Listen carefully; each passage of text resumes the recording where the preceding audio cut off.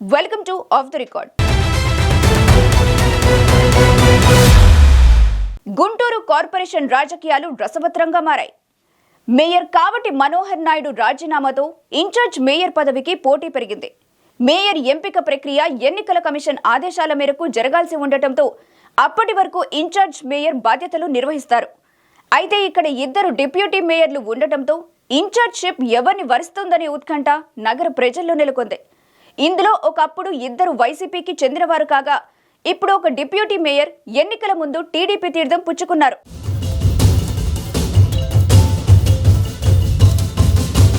Guntur municipal corporation లో ప్రస్తుతం ఇద్దరు డిప్యూటీ మేయర్లున్నారు. వీరిలో షేక్ సజీలా, డైమండ్ బాబు ఉన్నారు. సీనియారిటీ ప్రాతిపదికన తీసుకుంటే డిప్యూటీ మేయర్ డైమండ్ బాబుకు ఇన్ఛార్జ్ మేయర్ గా అవకాశం కల్పించాల్సి ఉంటుంది.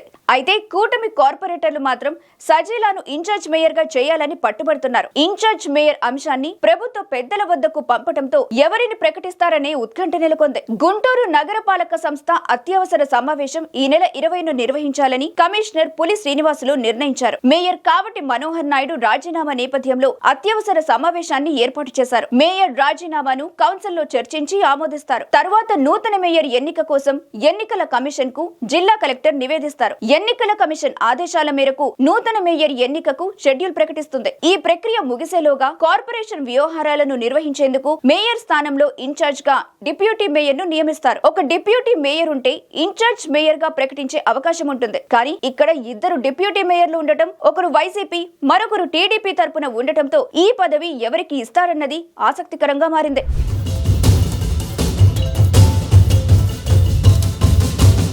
ఎన్నికల ముందే టీడీపీలో చేరిన రెండు డిప్యూటీ మేయర్ సజీలాను ఇన్ఛార్జ్ మేయర్ గా ప్రకటించాలని ఆ పార్టీ నాయకులు పట్టుబడుతున్నారు. అయితే ఇన్ఛార్జ్ మేయర్ గా ఎవరిని ఎంపిక చేయాలనే అంశంపై ప్రభుత్వానికి నివేదిక పంపామని అధికార వర్గాలు తెలిపాయి. ప్రభుత్వం ఎవరిని ఎంపిక చేస్తే వారే ఇన్ఛార్జ్ మేయర్ హోదాలో అత్యవసర సమావేశాన్ని నిర్వహించడంతో పాటు తదుపరి మేయర్ ని ఎన్నుకునే వరకు వారు కొనసాగుతారని అధికారులు చెబుతున్నారు. వైసీపీ నాయకులకు సమాచారం ఇవ్వకుండా రాజీనామా చేయడంతో ఆ పార్టీ నాయకులు తదుపరి కార్యాచరణపై ఎటూ తేల్చుకోలేకపోతున్నారు. కాబట్టి మనోహర్ నాయుడు రాజీనామా వ్యవహారం అటు అధికార రాజకీయ వర్గాల్లో కలకలం రేపింది. కార్పొరేషన్ లో గత 3 నెలలుగా నెలకొన్న పరిణామాలు మేయర్ రాజీనామా వరకు దారితీశాయి. కమిషనర్ పులి శ్రీనివాసులు సోమవారం స్టాండింగ్ కమిటీ సమావేశం నిర్వహించేందుకు సిద్ధమై సమాచారాన్ని మేయర్ కు అందజేశారు. అయితే తన ప్రమేయం లేకుండా స్టాండింగ్ కమిటీ సమావేశంపై నిర్ణయం తీసుకోవడంతో మేయర్ మనస్తాపం చెందినట్టు, ఇంతవరకు మేయర్ ను కమిషనర్ సంప్రదించలేదని మేయర్ వర్గం చెబుతుంది. ఈ నేపథ్యంలో మేయర్ రాజీనామా లేఖను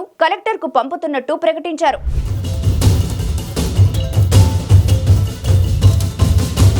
మేయర్ రాజీనామా ఆమోదం తర్వాత నూతన మేయర్ ఎన్నికకు ఎన్నికల కమిషనర్ నోటిఫికేషన్ జారీ చేయాల్సి ఉంది. ఇందుకు పక్షం రోజులు పట్టే అవకాశం ఉంది. ఈ లోపు డిప్యూటీ మేయర్ సజీలాతో పాలన వ్యవహారాలకు సంబంధించిన ప్రక్రియను పూర్తి చేయాలని అధికారులు యోచిస్తున్నారు. సజీలాకు ఇన్ఛార్జ్ మేయర్ పదవి అప్పగించొచ్చా, ఇస్తే ఎంతకాలం ఇవ్వాలి తదితర అంశాలపై న్యాయపరమైన చిక్కులు రాకుండా ఉన్నతాధికారుల సలహాలు తీసుకుంటున్నారు. కాబట్టి మేయర్ ఆకస్మిక రాజీనామాపై వైసీపీలో కూడా కొంత అసంతృప్తికి దారితీసింది. వైసీపీలో ఉన్న 23 కార్పొరేటర్లతో ఆయన మాట మాత్రమైనా చెప్పకుండా నిర్ణయం తీసుకున్నారని డిప్యూటీ మేయర్ డైమండ్ బాబు బాహాటంగానే విమర్శించారు. పార్టీ జిల్లా నగర అధ్యక్షుడికి కూడా సమాచారం ఇవ్వలేదని గట్టిగానే మీడియాతో చెప్పారు. టీడీపీ అవిశ్వాసం పెట్టడానికి ముందే మేయర్ రాజీనామా చేయడంతో తదుపరి చర్యలపై ఆ పార్టీ నాయకులు మల్లగుల్లాలు పడుతున్నారు. మేయర్ గా ఎవరిని ఎంపిక చేయాలనే అంశంపై ఇంకా స్పష్టత రాలేదు. కేంద్ర మంత్రి పెమ్మసాని చంద్రశేఖర్ ఇప్పటికే ఒక విడత టీడీపీ కార్పొరేటర్లతో కోవెలమూడి నాని పేరును ప్రస్తావించగా ఆయన్ని మేయర్ గా పలువురు వ్యతిరేకించారు. దీంతో మేయర్ ఎవరు అనేది సస్పెన్స్ గా మారింది.